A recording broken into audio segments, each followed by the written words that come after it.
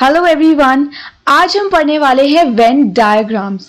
Venn diagrams एक बहुत ही interesting concept है क्योंकि ये सेट्स के क्वेश्चंस को बहुत ही इजीली हम उसको कर सकते हैं अगर हमें वेन डायग्राम्स की नॉलेज है तो। वेन डायग्राम्स क्या होते हैं पहले ये समझते हैं। सेट्स की हम दो तरीके की रिप्रेजेंटेशन देख चुके हैं, एक थी रोस्टर फॉर्म, एक थी सेट बिल्डर फॉर्म। लेकिन अब जो हम पढ़ने वाले हैं वो इंपॉर्टेंट इतना क्यों है, बिकॉज आपने अपनी जनरल लाइफ में भी देखा होगा कि आप जब कुछ चीज पढ़ते हो या कुछ चीज समझने की कोशिश करते हो हो सकता है आपको टाइम लगे, बट अगर आप उसी चीज को कुछ इमेजेस या फिर डायग्राम से समझने की कोशिश करते हो वो आपके लिए बहुत ज्यादा इजी हो जाता है। सिमिलरली सेट्स को अब हम डायग्राम्स के तरीके से रिप्रेजेंट करने वाले हैं जिसको हम बोलेंगे डायग्रामेटिक रिप्रेजेंटेशन। नाउ इस रिप्रेजेंटेशन को ही हम बोलते हैं Venn diagrams. Venn diagrams basically mathematician Euler ने उनका एक आइडिया दिया था कि वेन डायग्राम्स को हम कैसे कैसे यूज कर सकते हैं, and finally John Venn diagrams को लेके आए, उन्होंने फाइनली उसको यूज किया, and that is why mathematician John Venn के नाम पे ही इन डायग्राम्स का नाम रखा गया है Venn diagrams. Now they are very interesting, so let's get started. Venn diagrams में बेसिकली जॉन वेन ने यही आइडिया दिया कि हम क्या कर सकते हैं, नॉर्मल रेक्टेंगल से हम सेट्स को रिप्रेजेंट कर सकते हैं, क्योंकि अभी हम क्या कर रहे हैं, एक डायग्राम के थ्रू सेट्स को रिप्रेजेंट करने की कोशिश कर रहे हैं। ये जो हमारा रेक्टेंगल है that would represent the universal set. Universal set हमने देखा था कि universal set represent all the sets related to a particular context। मतलब अगर किसी भी चीज के बारे में आप बात कर रहे हो उससे रिलेटेड जितने भी उसके आसपास के सेट्स हो सकते हैं उनको हम क्या बोल देंगे, यूनिवर्सल सेट्स। मतलब हम फिलहाल कह सकते हैं कि universal represents all the sets, ठीक है, जिस भी हम बारे में बात कर रहे हैं उससे रिलेटेड जो इसके अंदर सेट्स आएंगे उसको हम रिप्रेजेंट करते हैं सर्कल से। इसको हम बोलते थे क्लोज्ड कर्व्स।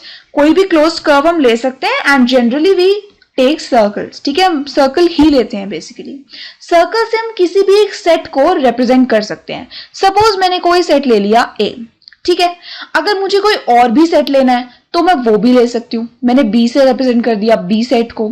ये दोनों सेट कहाँ आ गए, यूनिवर्सल सेट में, क्योंकि यूनिवर्सल सेट में तो सभी सेट्स हमारे आने वाले हैं। अब अगर ए और बी कुछ इस तरीके से हैं तो कोई बात नहीं।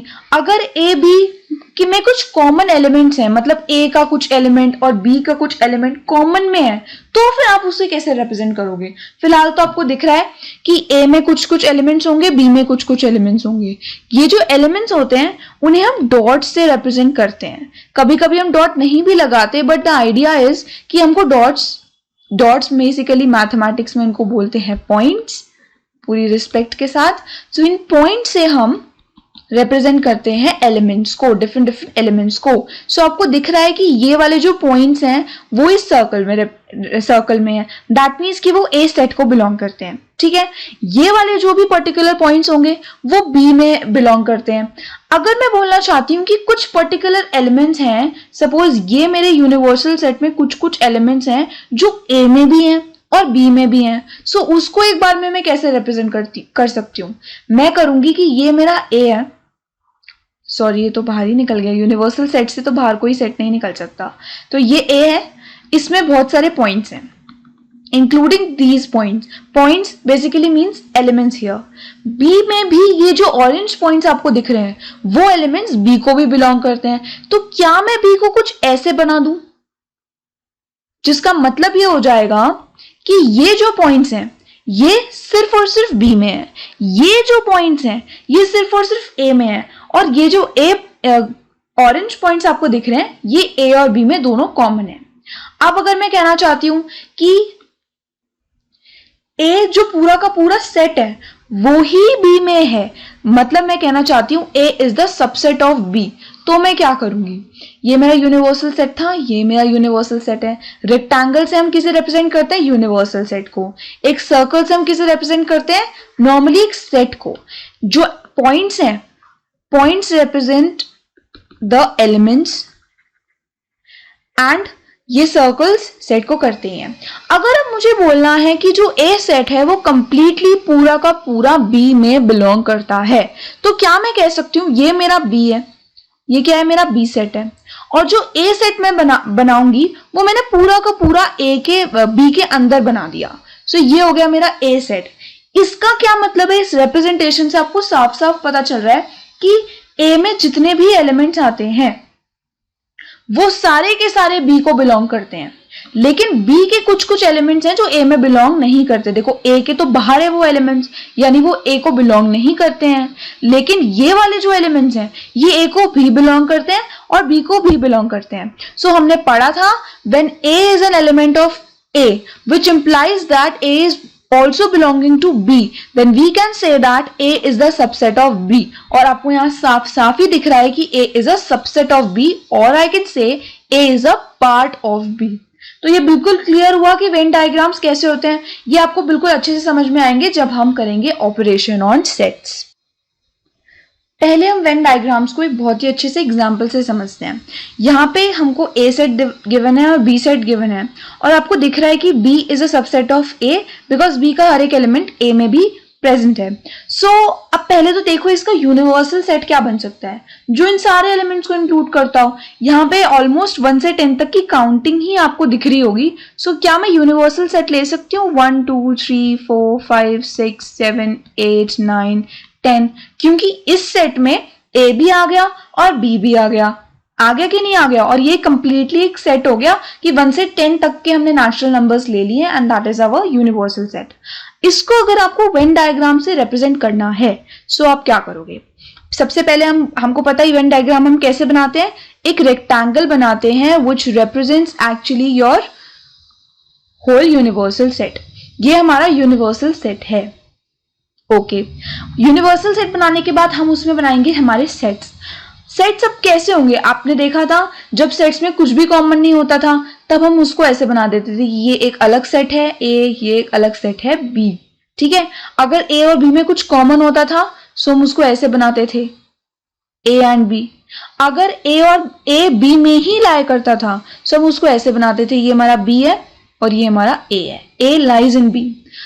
अभी यहाँ पे हमको साफ साफ दिख रहा है कि B is a subset of A, that means B पूरा का पूरा A में है, प्रेजेंट है 4 6 एंड 4 6।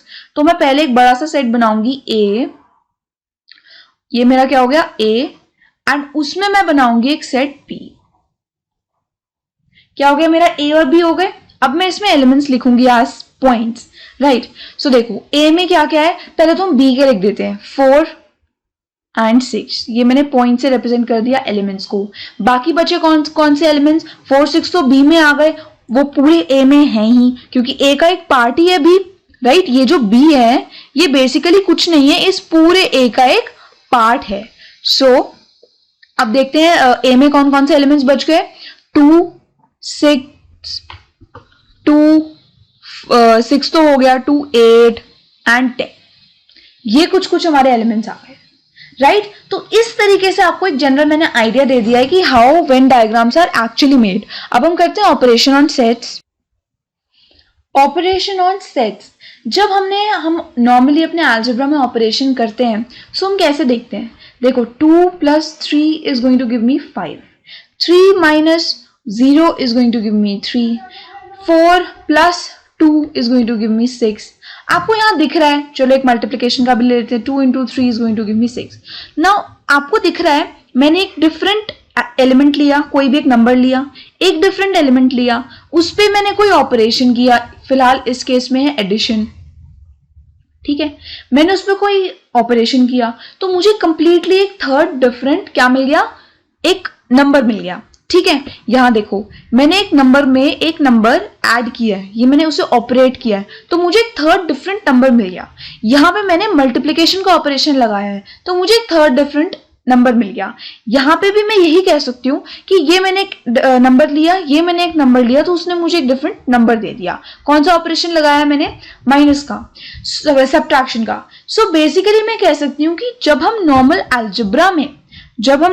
अलजेब्रा में ऑपरेशंस करते थे सो वो मुझे कंप्लीटली डिफरेंट एक नंबर दे देता था।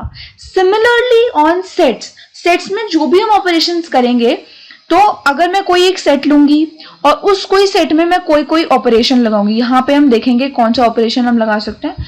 तो जो भी मैं ऑपरेशन लगाऊंगी, मुझे जो सेट मिलेगा वो एक डेफिनेटली एक कंप्लीटली डिफरेंट क्या हो जाएगा, एक सेट हो जाएगा। हो सकता है कि सेम ही आ जाए, देखो जैसे यहाँ 3 - 0 मुझे 3 ही दे दिया जो मैंने लिया था, but that doesn't make a difference, वो एक डिफरेंट सेट ही हम उसको बोलेंगे। सो लेट्स सी, पहला ऑपरेशन ऑन सेट है हमारा यूनियन ऑफ सेट्स। यूनियन, नाम से ही पता चल रहा है कुछ आपस में मिल रहा है, मतलब कुछ ऐड या ऐसा कुछ कुछ लग रहा है। सो यूनियन ऑफ सेट्स बेसिकली होता क्या है, अगर मैंने दो सेट लिए हैं ए और बी और उनमें उनका यूनियन कर दिया, यूनियन का रिप्रेजेंटेशन होता है ये सिंपल यू, ठीक है। ये यू क्या है, basically representation of union of sets है, जो यू से बिल्कुल मैच कर रहा है ये सिंबल। तो अगर मैंने ए और बी का यूनियन कर दिया, यूनियन को क्या मैं ऐसे रिप्रेजेंट कर सकती हूँ, बिल्कुल कर सकती हूँ। तो अगर मैंने ए और बी का यूनियन किया तो जो ये मुझे सेट देगा, सपोज उसने मुझे दिया सी, तो सी में ए और बी के सबके सारे एलिमेंट्स होंगे प्रेजेंट। इसका क्या मतलब है, अगर मैं इसे नॉर्मली मैथमेटिकली रिप्रेजेंट करना चाहूं सेट बिल्डर फॉर्म में, सो मैं लिख सकती हूँ A union B is equal to x मतलब x representing all the elements of the sets। तो जो ये C आएगा उसको represent, उसके सारे elements को represent कर रहा है x is such that x is an element of A और x is an element of B। अब और का मतलब समझो, और का क्या मतलब होता है, अगर मैंने कोई सेट लिया है A, सपोज मैंने कोई A सेट ले लिया, कोई भी सेट 2 4 6 8, ठीक है, और मैंने कोई बी सेट ले लिया है 6 8 10 12, तो ए यूनियन बी क्या होगा, ए यूनियन बी क्या होगा, ए यूनियन बी वो सेट होगा जिसमें मेरे सारे ए और बी के सारे सेट्स एलिमेंट्स जो हैं आ जाए, ऑल द एलिमेंट्स, ठीक है, ऑल द एलिमेंट्स। तो 2 4 6 8 10 12, अगर क्या मैंने ये सही लिखा है भाई, मैंने इसके सारे एलिमेंट्स उतारे, फर्स्ट ऑफ ऑल 2 4 6 8 2 4 6 8, फिर मुझे दिखा कि 6 और 8 तो रिपीट हो रहा है, बट हमने सेट्स की डेफिनेशन में पढ़ा था कि जो एलिमेंट्स हैं उनको रिपीट करके लिखने की कोई जरूरत नहीं होती है। एक एलिमेंट आपने एक बार लिख दिया बहुत है, बिल्कुल सफिशिएंट है। सो आपने एक बार 6 लिख दिया, इट्स सफिशिएंट। अब 8 को भी मैंने एक बार लिख दिया, इट इज सफिशिएंट। 10 को भी मैंने लिख दिया, अच्छा 10 तो ए में नहीं था, तो 10 और 12 को भी मैंने उतार दिया। तो मैं कह सकती हूँ कि ए यूनियन बी जो मेरा सेट आया है उसमें ए और बी के मिलाकर के सारे एलिमेंट्स हैं with common elements written only once, मतलब जो इसमें भी कॉमन एलिमेंट्स थे उनको मैंने क्या किया, सिर्फ और सिर्फ एक बार लिखा। 6 और 8 को मैंने दो बार तो नहीं लिखा। अगर अब मैं बात करती हूँ इसकी डेफिनेशन की, सपोज मैं अगर इसकी डेफिनेशन की बात करती हूँ, क्योंकि डेफिनेशन नहीं बताई अभी मैंने, वेन डायग्राम्स का यूज भी नहीं किया है, सिर्फ मैथमेटिकली आपको बताना चाहा है कि यूनियन ऑफ सेट्स एक्चुअली होते क्या हैं। So the union of A and B, जिसे हम लिख सकते हैं A union B, is the set which consists of all the elements, all the elements बहुत इंपॉर्टेंट है, मतलब इसमें कॉमन हो नहीं हो उससे हमको लेना देना नहीं है, वो सारे ही एलिमेंट्स हमको कंसिडर करने हैं। And all the elements of B as well, दोनों ही सेट्स के सारे एलिमेंट्स मैंने ले लिए। The common elements repeated only once, मतलब अगर कॉमन एलिमेंट्स हैं तो बीइंग टेकन ओनली वंस, तो इसको मैं बोलती हूं ए यूनियन बी। इसका रिप्रेजेंटेशन हमने देखा, रिप्रेजेंटेशन कैसे करते हैं, इसको रिप्रेजेंट कैसे करते हैं, इस साइन से, जिसको हम अगर बोलेंगे तो कैसे बोलेंगे, ए यूनियन बी को मैं बोल सकती हूं ए यूनियन बी, इसको भूलना नहीं है, नोट कर लो, ए यूनियन बी। और ये आपको देखो यू फॉर ऐसा कुछ करके सिंबल है, और यूनियन से पता ही चल रहा है कि कुछ मिल रहा है, कुछ सब कुछ ऐड कुछ हो रहा है। अगर मैं अब इसके और एक एग्जांपल आपसे लेती हूँ फटाफट, एक एग्जांपल मैंने लिया, ए है मेरा, सारे वॉवल्स ले लिए मैंने, ठीक है, और बी मैंने ले लिया ए आई यू, तो है तो ये तीनों भी वॉवल्स। अगर मैं ए यूनियन बी की बात करूं तो क्या मैं लिख सकती हूं ए ई आई ओ यू, दैट मीन्स मैंने कुछ नहीं किया, मैंने ए को ही दोबारा उतार दिया, अगर आपने नोटिस किया हो तो। उतारा है कि नहीं उतारा है? क्योंकि मेरे को सारे एलिमेंट्स लिखने थे, बी के भी मैंने सारे एलिमेंट्स लिख दिए और ए के तो मैंने सारे एलिमेंट्स लिख ही दिए, लेकिन अगर तीनों ये तीन एलिमेंट्स दोनों में कॉमन थे तो मैंने उनको रिपीट नहीं किया। यहां पे आपको दिख रहा था कि एक स्पेशल और एक ट्रिक मैं बता रही हूं। B is the subset of A। आपको दिख रहा है कि इसके सारे एलिमेंट्स जो हैं वो A को बिलोंग करते हैं। That means B is a subset of A। जब भी ऐसा कुछ आएगा सो अगर आपको इन दोनों का यूनियन करने के लिए अगर बोल दिया जाता है तो वो जो सेट होगा that will be A। Union means कुछ बिग, कुछ बड़ा। जब भी इसको आप याद कर लो, जब हम नेक्स्ट ऑपरेशन पढ़ेंगे तो आपको और क्लियर हो जाएगा कि जब यूनियन हम करते हैं, यूनियन मीन्स कुछ बड़ा आएगा। अगर B A का सबसेट है तो मैं कह सकती हूं इन दोनों का यूनियन बिना देखे, बिना कुछ हिसाब लगाए कि अगर मैं इस सारे एलिमेंट्स उतारूंगी तो क्या होगा, डायरेक्ट आप कंप्लीटली बड़ा वाला जो इनमें से सेट है वो उतार दो। जब हम इंटरसेक्शन पढ़ेंगे तो आपको और क्लियर हो जाएगा। अभी इसको ऐसे ही देख लेते हैं। यूनियन ऑफ सेट्स की डेफिनेशन तो आपने पढ़ ली, इसको रिप्रेजेंट कैसे करते हैं? तो भाई देखो, वेन डायग्राम में हम क्या करते थे, एक रेक्टेंगल बनाते थे to represent the universal set. ये हो गया मेरा यूनिवर्सल सेट। ए और बी में कुछ कॉमन है तो उनको एलिमेंट, उस दोनों सेट्स को हम बनाते थे कुछ इस तरीके से कि ये मेरा ए है, ये मेरा बी है, कुछ कुछ एलिमेंट्स हैं जो दोनों में प्रेजेंट है, मतलब कुछ कुछ कॉमन है। जैसे कि मैंने देखा ए आई यू जो है वो ए में भी है और बी में भी है, तो अगर मैं लिखने बैठी तो मैं कहूंगी कि ए आई यू जो है वो कुछ इस पार्ट में पढ़ेंगे because they are the union. तो अच्छा, यूनियन की हम बात करें तो यूनियन ऑफ सेट का क्या मतलब है? ए और बी के सारे एलिमेंट्स अगर मैं ले लूं, सारे एलिमेंट्स मैंने ले लिए ए और बी में पढ़ने वाले, तो वो क्या हो गया मेरा, that is my A union B. ये जो मैंने शेडेड एरिया किया है, this shaded area represents A union B. क्या रिप्रेजेंट करता है ये? A union B. इसका मतलब क्या है कि मैंने सारे एलिमेंट्स ले लिए हैं, B it A B it be, सारे एलिमेंट्स मैंने ले लिए हैं, तो ये जो मेरा रिप्रेजेंट करेगा that is A union B. बिल्कुल क्लियर, कोई दिक्कत नहीं। अब देखते हैं इसका कुछ properties of operation on union. तो देखते हैं पहली प्रॉपर्टी हमारी क्या है। पहली प्रॉपर्टी है A union B is equal to B union A. बिल्कुल कॉमन सेंस वाली प्रॉपर्टी है।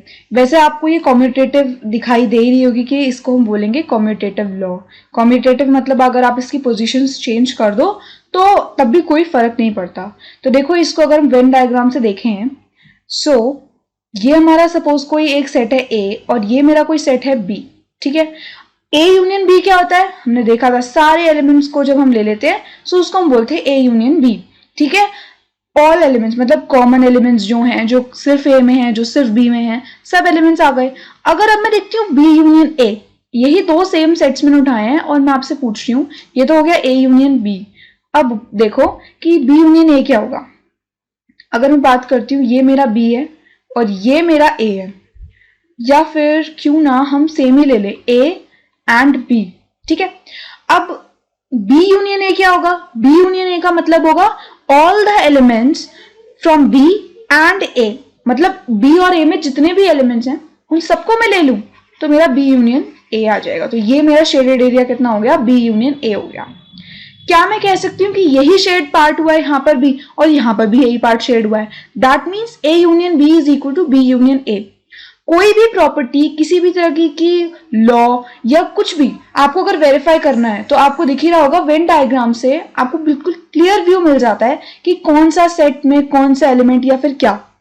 अभी हमने देखा यहाँ पे बिल्कुल साफ साफ हमें पता चल गया ए यूनियन बी कौन सा था और बी यूनियन ए कौन सा था। सेकेंड प्रॉपर्टी देखते हैं, ए यूनियन बी एक सेट आएगा, ए यूनियन बी एक थर्ड सेट आ जाएगा, उसका यूनियन मैं कर दूं अगर सी से, तो मैं कह सकती हूं कि वो होगा A union B union C के बराबर, जिससे हम कह सकते हैं एसोसिएटिव लॉ। क्यों? क्योंकि हमने positions of now brackets change कर दिया है, राइट। पहले ये एक थर्ड था और ये एक थर्ड था, इसको भी हम वेरीफाई करेंगे वेन डायग्राम से।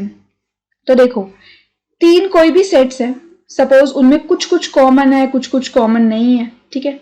ये मेरे तीन सेट हो गए, ए बी सी।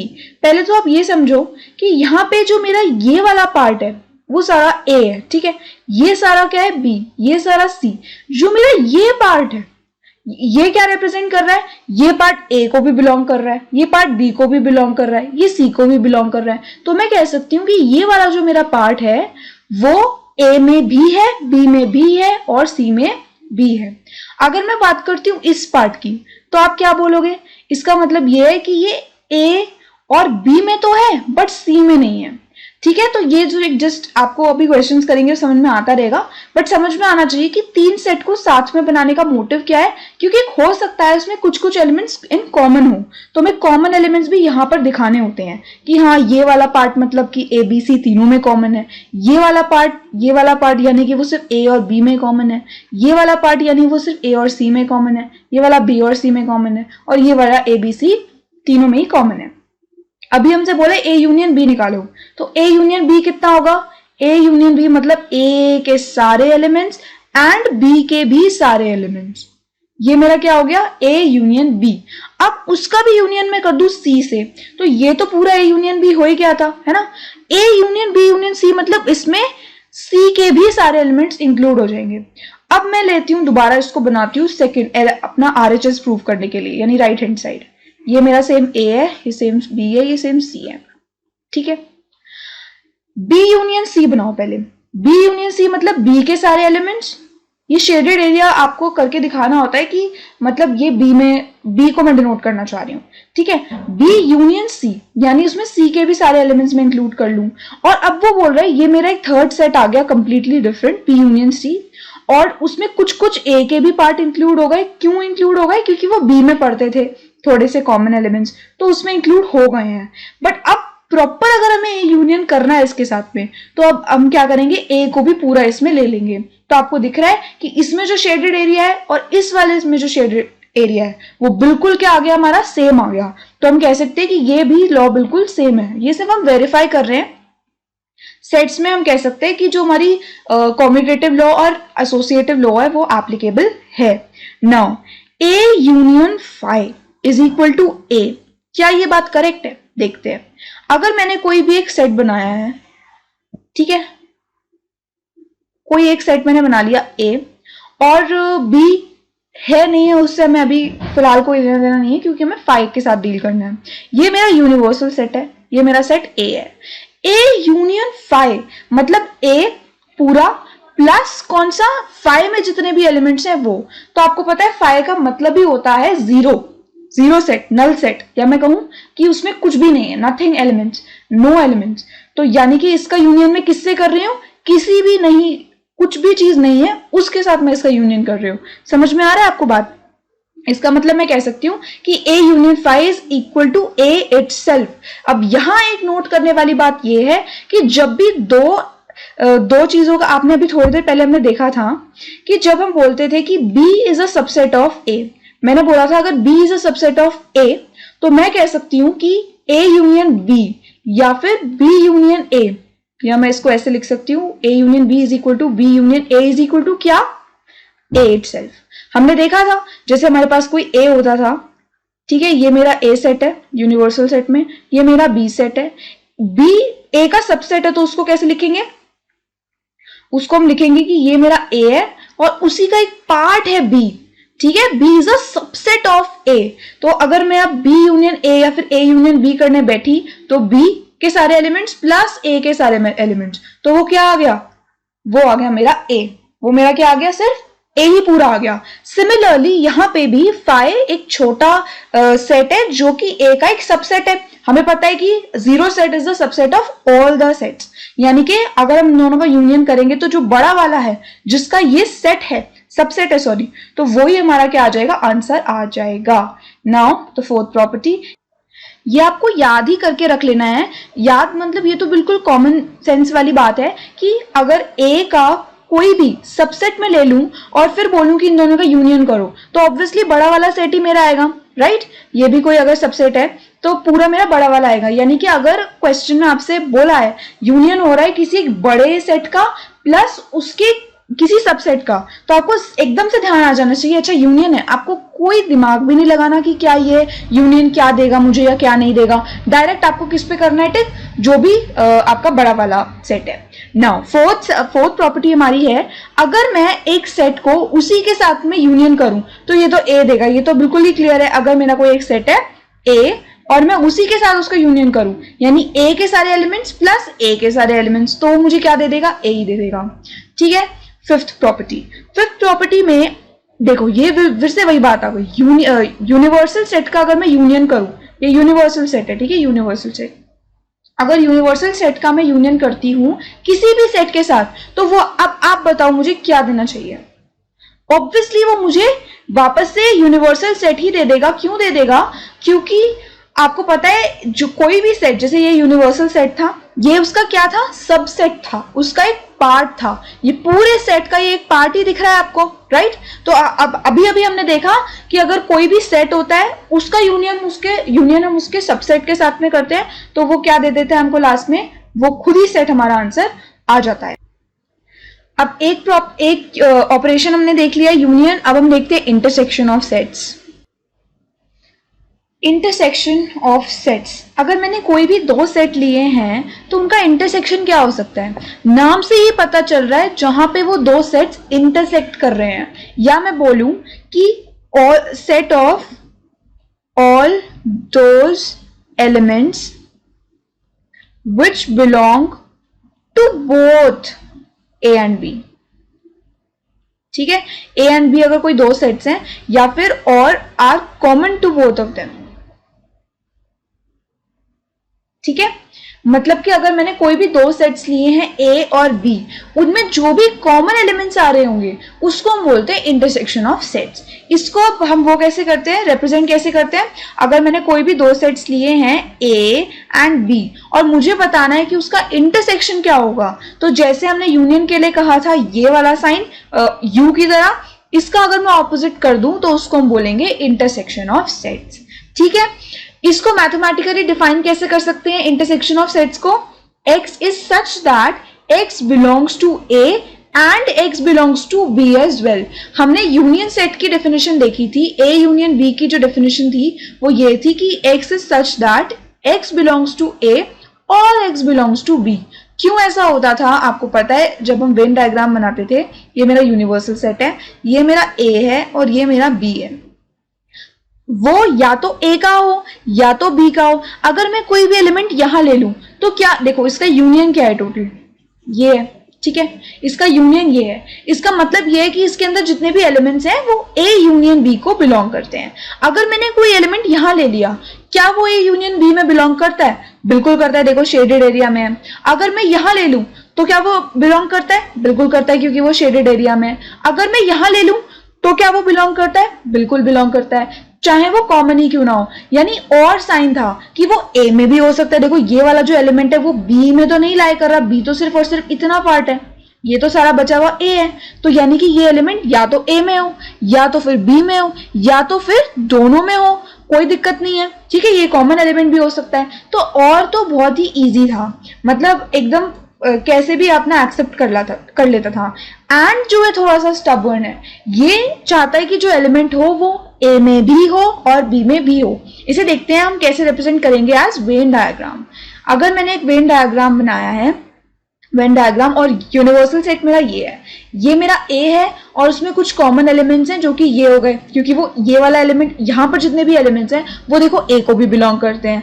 अगर मैं कलर चेंज करके दिखा देती हूँ आपको थोड़ा क्लियरली, तो आप देखो यहाँ पर जो भी एलिमेंट्स हैं वो देखो इस A में भी बिलोंग कर रहे हैं और यहाँ जो एलिमेंट्स हैं वो B में भी बिलोंग कर रहे हैं। तो मैं कह सकती हूँ कि they are belonging to A and B, मतलब वो A और B दोनों में है, they are common to both, they belong to both A and B। यानी कि इसका इंटरसेक्शन कितना हो गया, सिर्फ और सिर्फ इतना पार्ट। इतना पार्ट इसका क्या है, इसको हम बोलेंगे A इंटरसेक्शन B, यानी यूनियन का उल्टा सिंबल। ठीक है, इसको हम बोलते हैं A intersection B। For example मैं एक एग्जाम्पल लेती हूँ, मैंने कोई भी सेट लिया है A 1 2 3 4 5, ठीक है, और मैंने एक सेट ले लिया है B which says 2, 3, 7। A intersection B क्या होगा, A इंटरसेक्शन B मेरा क्या होगा, which are the elements which are common to both A and both B। ठीक है, तो देखो यहाँ पर 2, 3 आपको कॉमन दोनों में दिख रहा है, बाकी कोई एलिमेंट कॉमन नहीं है। सो A इंटरसेक्शन B में मेरा क्या आ जाएगा, 2,3 आ जाएगा। तो इस तरीके से हम देखते हैं इंटरसेक्शन ऑफ सेट्स, यानी कि यूनियन ऑफ सेट्स का बिल्कुल ऑपोजिट। यूनियन ऑफ सेट्स में हम देखते थे और होता था डेफिनेशन में, इंटरसेक्शन ऑफ सेट्स में हम देख रहे हैं एंड होता है। क्योंकि यहाँ पे अगर कोई एलिमेंट है, सपोज मैंने कोई एलिमेंट ले लिया यहाँ पे, तो क्या वो ए इंटरसेक्शन बी में लाई कर रहा है? नहीं कर रहा, क्योंकि ये एलिमेंट तो सिर्फ और सिर्फ ए में ही है। अब आप अगर देखो, ये जो रीजन मैंने ग्रीन से डिनोट कर दिया है, ये वाला जो रीजन है वो कहाँ है? वो सिर्फ और सिर्फ ए में है, ना वो बी में बिल्कुल भी नहीं है। ठीक है, ये वाला जो मेरा रीजन है, ये सिर्फ और सिर्फ कहाँ है? ये सिर्फ और सिर्फ बी में है। बट जो मेरा ये ब्लू रीजन है, वो थोड़ा सा ए में भी है, थोड़ा सा बी में भी है। इसका मतलब क्या है कि यहाँ पर जो भी एलिमेंट्स हैं, वो एलिमेंट्स हैं जो ए में भी बिलोंग करते हैं, बी में भी बिलोंग करते हैं। दैट मीन्स ये रीजन ए इंटरसेक्शन बी है, ये एलिमेंट ए इंटरसेक्शन बी को बिलोंग नहीं करता। तो ये था इंटरसेक्शन ऑफ सेट्स। इसकी देखते हैं हम कुछ properties. So if I talk about the properties of intersection of sets, तो आप देखोगे कि हम जब प्रॉपर्टीज वेन डायग्राम से समझेंगे तो आप कितने आसानी से समझोगे। पहली प्रॉपर्टी हमारे इंटरसेक्शन ऑफ सेट्स की क्या होती है? ए इंटरसेक्शन बी, जैसे हमने यूनियन में देखा था, A intersection B is equal to B intersection A, यानी इसमें कॉम्यूटेटिव लॉ अप्लाइड है। वो आप कैसे समझ सकते हो? वैसे ही समझ सकते हो। अगर मेरा एक यूनिवर्सल सेट है, उसमें ये एक सेट है ए, ये एक सेट है बी, तो ए इंटरसेक्शन बी कितना हो गया? जो इन दोनों को बिलोंग कर रहा है, यानी कि ये पार्ट ए इंटरसेक्शन बी हो गया, इसको हम बोलेंगे ए इंटरसेक्शन बी। अगर मैं बोलूं बी इंटरसेक्शन ए बनाओ, यानी कि जो बी में भी बिलोंग करता हो, ए में भी बिलोंग करता हो, तो वो भी आप देखोगे कि यही आ रहा है, यानी it is equal to B intersection A, right? Okay, now second property देखते हैं। Second property says A intersection B, एक ब्रैकेट में, intersection C is equal to A intersection B intersection C. मतलब कि ये क्या है? हमारी associative law. Associative law union में भी एप्लीकेबल थी और इंटरसेक्शन में भी एप्लीकेबल है। इसको अगर हम वेन डायग्राम से देखें, वेन डायग्राम से इसको कैसे देखेंगे? देखो, एक मैंने एक यूनिवर्सल सेट ले लिया, ए ले लिया, बी ले लिया एंड सी ले लिया। नाउ अब मुझे बताओ कि ए इंटरसेक्शन बी क्या होगा? भाई ए इंटरसेक्शन बी वो होगा जहां पे ए और बी के सारे एलिमेंट्स मौजूद हैं। अब A intersection B intersection C का क्या मतलब है? सी सेट तो ये पूरा का पूरा है, राइट? लेकिन हमको तो सिर्फ चाहिए इंटरसेक्शन, यानी कि जहां पर ये और ये जो पूरा था इंटरसेक्ट कर रहा है, तो वो सिर्फ इस पार्ट में कर रहा है। तो मैं ये कह सकती हूं कि ये जो मेरा पार्ट है वो क्या हो गया? ए इंटरसेक्शन बी, यानी ये पूरा, इंटरसेक्शन सी, यानी ये चीज जहां पर सी को इंटरसेक्ट कर रही है, तो वो तो सिर्फ और सिर्फ इतना ही पार्ट है। अगर मैं आरएचएस को कंसिडर करूं तो देखो, ये मेरा यूनिवर्सल सेट है, जहां पे ये हो गया मेरा ए, बी एंड सी। ठीक है, सेम ही है। सपोज बी इंटरसेक्शन सी कौन सा पार्ट है? बी इंटरसेक्शन सी पार्ट है ये वाला पूरा, ये बी इंटरसेक्शन सी आ गया। उसमें भी अगर मैं इंटरसेक्ट कराना चाहती हूं ए को, यानी इस एरिया में ए का कितना पार्ट आ रहा है? सिर्फ और सिर्फ ये थोड़ा सा, यानी मैं कह सकती हूं कि ये जो चीज है ये है ए इंटरसेक्शन पूरा ब्रैकेट में बी इंटरसेक्शन सी, राइट? ये पार्ट और ये पार्ट में कोई डिफरेंस है? दोनों एक ही जगह पर लाई कर रहे हैं, यानी कि ये दोनों इक्वल है। ठीक है, यानी इसमें एसोसिएटिव लॉ। अब आपको वेन डायग्राम नेक्स्ट टाइम बनाने की जरूरत तो नहीं पड़ेगी इस चीज में, क्योंकि आपने एक बार पढ़ लिया है। तो ये लॉज बेसिकली सिर्फ आपके दिमाग में डालने के लिए है, जो चीज आपको ऑलरेडी पता है, जिससे टाइम आपको कम लगे। अब एक इंटरेस्टिंग फैक्टर वही आ गया, फाई यानी कि नल सेट इंटरसेक्शन ए। अब ये बताओ क्या होगा? जब हमने देखा था कि फाई इंटरसेक्शन यूनियन ए कितना था, हमने बोला था कि जब भी कोई एक सेट था, उसका जो सबसेट उसके साथ यूनियन करते थे तो बड़ा वाला सेट आता था। नाउ जस्ट द ऑपोजिट, अगर हम इंटरसेक्शन है और छोटा सेट है, बड़ा सेट है, ये सेट इसका सबसेट है, तो मैं कह सकती हूँ कि इसका इंटरसेक्शन अब इस केस में क्या आएगा? छोटा वाला। यहाँ पे आता था बड़ा वाला यूनियन के केस में, इंटरसेक्शन ऑपोजिट है इसका तो छोटा वाला। अब वो कैसे? देखो, ये यूनियन है यू, ये मेरा ए है, ये मेरा पूरा ए है। ए तो ये पूरा सेट हो गया, लेकिन इसमें अगर मैं फाई का इंटरसेक्शन ढूंढूं, यानी ए एक ऐसा सेट है और उसमें मैं ढूंढूं कि कुछ भी नहीं, यानी नथिंग, यानी कि जीरो सेट कहां मिलेगा? जीरो सेट मतलब ये, इसको ही हम बोलते हैं 5। ये हमको कहां मिलेगा? इसके साथ तो इसका कोई इंटरसेक्शन ही नहीं है, मतलब कहीं पर भी ये दोनों चीजें आपस में इंटरसेक्ट कर ही नहीं रही हैं, अलग अलग चीजें हैं बिल्कुल। तो दैट मीन्स हम कह सकते हैं कि इसका इंटरसेक्शन क्या है? Null set itself. यानी कि अगर मैं किसी भी उसके साथ में नल सेट का इंटरसेक्शन करूंगी तो मैं बोलूंगी कि वो मुझे वापस से क्या दे देगा? नल सेट ही दे देगा। चीज समझ में आई है आपको? All right. अगर इसी चीज को हमने नल सेट देखा, यूनिवर्सल सेट के साथ देखूं तो क्या होगा? यूनिवर्सल सेट, ये मेरा यूनिवर्सल सेट है, इंटरसेक्शन ए। अब ये क्या देगा? आपको पता है ये वाला छोटा सेट है इस केस में, तो ये मुझे क्या दे देगा? ए दे देगा। क्यों दे देगा? क्योंकि आप देखो ये यू है मेरा, ठीक है, ये मेरा ए है। यू ये पूरा है, ये पूरा क्या है? ये पूरा यहां से यहां तक यू है, जिसमें ए भी एक क्या पढ़ रहा है? सबसेट पढ़ रहा है। तो अगर ये सबसेट है तो यूनियन के केस में तो भाई अगर मैं पूछती ए यूनियन यू क्या होगा, तो आप बोल देते भाई यू होगा, यूनिवर्सल सेट होगा। इंटरसेक्शन के केस में क्या होगा? इंटरसेक्शन के केस में U और A जहां पर इंटरसेक्ट कर रहे होंगे, यानी कि जहां पर U और A दोनों के एलिमेंट्स मौजूद होंगे, तो वो आपको क्या नजर आ रहा है? ये नजर आ रहा है। A और U कहां इंटरसेक्ट कर रहे हैं? इस पार्ट में कर रहे हैं, और ये पार्ट एक्चुअली क्या है? A ही है। तो यानी कि जब भी एक बड़े सेट का उसके सबसेट के साथ में इंटरसेक्शन होगा तो हम बोलेंगे कि वो छोटा वाला सेट हमको दे देगा। यूनियन के केस में बड़ा वाला और इंटरसेक्शन के केस में छोटा वाला। इस चीज को आप याद कर लो, ठीक है? ओके, अब एक थोड़ा कॉम्प्लिकेटेड सा देखते हैं। डिस्ट्रीब्यूटिव लॉ कॉम्प्लिकेटेड हो गई थोड़ी सी। A intersection B union C is equal to A intersection B union A intersection C. ये कैसे हुआ? इसको हम बोलेंगे distributive law first of all, ठीक है? अब ये कैसे? देखो, नॉर्मल जब हम अलजेब्रा में देखते थे तो आप कैसे करते थे? सपोज 2 इंटू 3 प्लस 4 मैंने ले लिया, तो अगर आप ब्रैकेट्स को ओपन करोगे तो कैसे करते थे? पहले 2 को 3 से मल्टीप्लाई करोगे, फिर यही साइन लगा दोगे प्लस का, फिर 2 को 4 से मल्टीप्लाई करोगे, यही करते थे। एक और एग्जाम्पल लेती हूं। अगर सपोज आप करते थे 7 इंटू 9 माइनस 2, तो आप क्या करते थे? 7 को पहले 9 से मल्टीप्लाई करते थे, फिर माइनस, फिर आप 7 को 2 से मल्टीप्लाई कर देते थे। यही थी डिस्ट्रीब्यूटिव लॉ, आपने बचपन में ही पढ़ी है। सिमिलरली विद सेट्स हमने कुछ नहीं किया है। यहां पे जब हमने ब्रैकेट्स ओपन किए तो देखो आप यहां पे क्या करते थे? यहां पे आप नॉर्मल 2 इंटू 3 किया, पहले सबसे पहले आपने 2 इंटू 3 किया। सिमिलरली आपने यहां पे ए इंटरसेक्शन बी कर दिया। उसके बाद ये एक चीज आ गई, फिर प्लस प्लस क्या लगाया आपने? यही वाला साइन लगाया। सिमिलरली आपने ये वाला साइन यहां पर लगाया, ठीक है? उसके बाद आपने क्या किया? 2 को अगेन पहले 3 से तो मल्टीप्लाई कर चुके थे, अब आपने 4 से मल्टीप्लाई किया। सिमिलरली आपने इसको भी फिर C से क्या किया? जो साइन यहां गिवन था वो चीज की।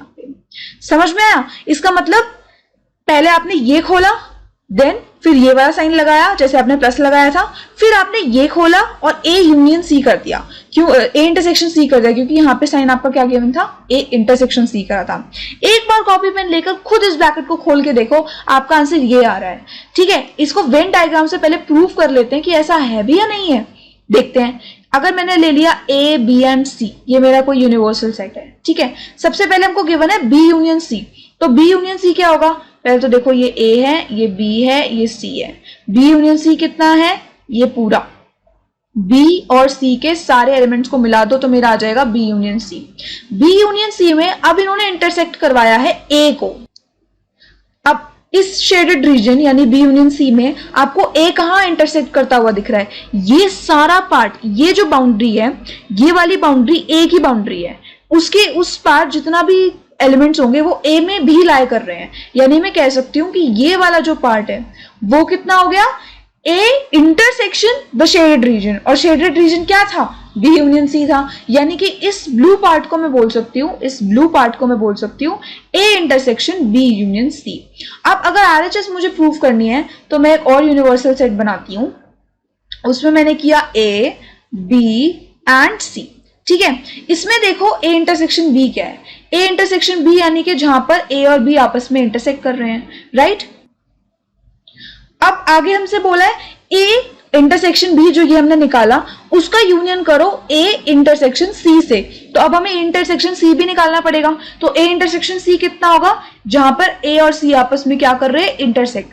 अब जो दो शेडेड रीजन्स आ गए उनका मैं यूनियन कर दूं, यानी मैं पूरा का पूरा ये वाला पार्ट अगर ले लूं इसका यूनियन करके, तो क्या ये इसके इक्वल नहीं आ गया? हमारा ये पहले शेडेड रीजन था, अब ये शेडेड रीजन है, क्या ये दोनों इक्वल रीजन्स नहीं है? बिल्कुल है, लेकिन ये यहां पर इस केस में क्या है, ये वाला shaded region A intersection B union A intersection C. तो हमने देखा कि ये जो LHS और RHS है हमारा इक्वल इक्वल आ रहा है।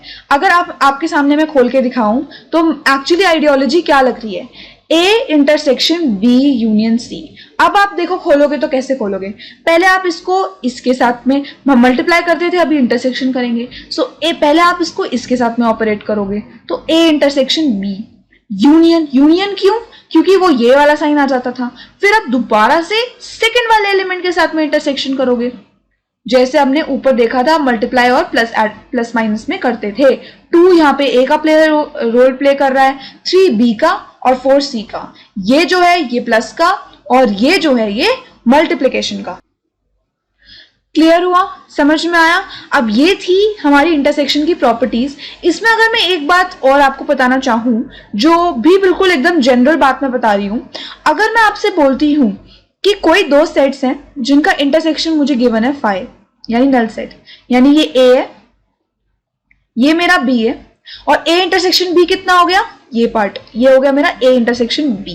ठीक है, ए इंटरसेक्शन बी मुझे ऑलरेडी गिवन है कि A intersection B is equal to null set, यानी ये जो चीज है ना ये एक्चुअली कुछ है ही नहीं, ये कुछ है ही नहीं, लेकिन आपको तो फिलहाल शेडेड रीजन में दिख रही है। इसका मतलब क्या है कि ये कुछ इस तरीके से होंगे कि ए और बी में अगर मैं कुछ इंटरसेक्ट कराना चाहूं, कुछ कॉमन निकालना चाहूं, तो कुछ कॉमन है ही नहीं। कॉमन एलिमेंट्स इसमें क्या है, नथिंग, नो एलिमेंट्स, यानी कि जीरो सेट। अब आपको समझ में आया? अगर ऐसा होगा तो जो हमारी फिगर बनेगी, वेन डायग्राम बनेगा, वो ये इस तरीके का होगा, और इसको हम बोलते हैं डिसजॉइंट सेट्स, यानी जो जॉइंट कहीं से भी कैसे भी है ही नहीं। ये आपको लिख लो, इसको हम बोलते हैं डिसजॉइंट सेट्स, राइट?